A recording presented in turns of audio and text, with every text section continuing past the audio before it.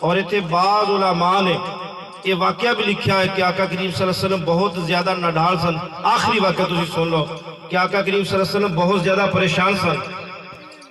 حافظ عبداللطیف صاحب اور حافظ عبدالحکیم صاحب ذرا سننا کہ آقا کریم صلی اللہ علیہ وسلم دی بارگاہ بے کس پناہ سیدہ عائشہ صدیقہ عرض کیتا اور حضور پاک صلی اللہ علیہ وسلم دے صاحبزادے سیدنا ابراہیم حضرت بی بی سیدہ ماریہ قبطیہ جو سن.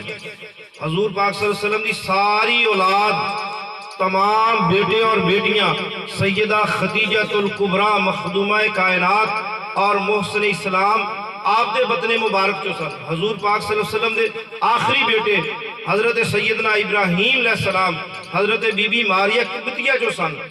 آقا کریم صلی اللہ علیہ وسلم جدو پریشان نے حضرت سیدہ عائشہ صدیقہ رضی اللہ تعالی عنہ عرض کیتا کہ یا رسول اللہ صلی اللہ علیہ وسلم میں جناب دی زبان مبارک جو بڑی دفعہ سنیا ہے کہ ہر نبی دی ایک ایسی دعا ہے کہ وہ ہاتھ واپس نہیں آن گے اللہ اسے وقت ہی دعا قبول کرے. ویسے نبی دی ہر دعا اللہ قبول فرمائے گا لیکن دیر تا دیر دے نال نال بعض دعا موقع دے بعض بعد دی اندر. اسی طرح ہی میرے آقا کریم صلی اللہ علیہ وسلم فرمایا اللہ میرے امتی دی ہر دعا قبول فرمائے گا. کوئی جلدی فرمائے گا کوئی دیر نہ فرمائے گا لیکن کچھ دعاواں ایسیاں ہون گیاں قبول دنیا دے ہون گیاں او دا نتیجہ اور اجر اللہ قیامت نو عطا فرمائے گا. دعا مانگنا نہ چھوڑنا. میرے محبوب کبریا فرمایا مانگتے رہنا. اے نہیں کہ آج منگیا ملیا نہیں چھوڑ دینا نہ. فرمایا دعا مانگتے رہنا. اللہ اس دنیا تے بھی اجر عطا فرمائے گا اللہ کل قیامت نو بھی اجر عطا فرمائے گا. کیا میرے بندے تیریاں تمام دعاواں جو تو دنیا تے میرے کولوں منگدا رہا ہے یہ ساریاں دعاواں دا اجر میں اللہ تینوں جنت عطا فرما رہا ہے. حضرت سیدہ عائشہ صدیقہ رضی اللہ تعالیٰ نے عرض کیتا یا رسول اللہ صلی اللہ علیہ وسلم اتنے پریشان جے میرے محبوب اس طرح کرو اللہ کے دعا کر لو اللہ ابراہیم نو زندگی عطا فرما دے. ذرا سوچو کہ محبوب پتھر نو فرماندے نے کہ میرا کلمہ پڑھ. درخت نو فرماندے نے درخت آخدا شہد لا الہ الا اللہ. یمن جو ایک گروہ آیا کہ یا رسول اللہ کھو کڈیا بہت مہینیاں تو بعد پانی نکالیا ہے پانی اتنا کڑوا ہے کہ زبان تے رکھ لیے تو انسان مر جائے. یا رسول اللہ دوبارہ کھو نکالنا مشکل بہت ہے کیا کریے. میرے محبوب نے فرمایا اس کھو نو جا کے میں محمد السلام دینا. چولستانیوں لوگوں سن لو سہرا دے تھر سارا فرمایا کہ اس کھو نو جا کے میرا سلام دینا اور میرا پیغام دینا. سلام دین تو بعد اے میرا پیغام دینا کہ اے کھو اے بیر میٹھا ہو جا. کیوں کہ ساری کائنات محمد کا کلمہ پڑھ رہی ہے تو بھی مسلمان ہو جا. میرے تے ایمان لایا اور پھر خود ارشاد فرمایا کہ مومن میٹھا ہوئے گا. مومن کون ہوئے گا؟ میٹھا. وہ دا اخلاق کمال ہوئے گا. وہ دا چہرہ اتنا زیادہ خوبصورت سمائل ہوئے گا. جی حضور جی ابا جی جی اماں جی جی بھائی جان. اور میرے آقا فرمایا جڑا لہجہ کرخت ہوئے گا پھر میرے محبوب فرمایا جہنمی دی نشانی ہے. جڑا چہرہ ہر ایک نو جی حضور جی انکل جی ابا جی جی تایا جی جی بزرگو جی بیٹا جی اماں جی جی بہن لفظ جی جی رہے گا. میرے محبوب فرمایا کہ انشاءاللہ کالو اپنی حسن اخلاق دی وجہ تو انبیاء دے برابر مقام پائے گا. انبیاء اپنے مقامات دی وجہ تو اعلیٰ ہوں گے یہ شخص اپنے اخلاق دی وجہ تو اعلیٰ ہوئے گا. رسول اللہ صلی اللہ علیہ وسلم ارشاد فرمایا کہ عائشہ اگر میں دعا منگا کوئی شک نہیں کہ میرا ابراہیم زندہ نہ ہوئے. بھی پہاڑ نو پیغام بھیجن چشمیاں نو پیغام بھیجن کہ ہر چیز حاضر ہو جائے.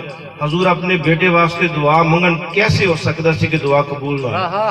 فرمایا کہ عائشہ میرے رب دا میرے نال ضرور وعدہ ہے. عرش الہی تے وعدہ سی ہے محبوب کوئی زندگی دا ایسا موقع آئے تسی کھڑے ہو کے دعا منگو گے میں اس سے لمحے دعا قبول فرماواں گا. اور ہر نبی دے نال اللہ دا ایک وعدہ ہے.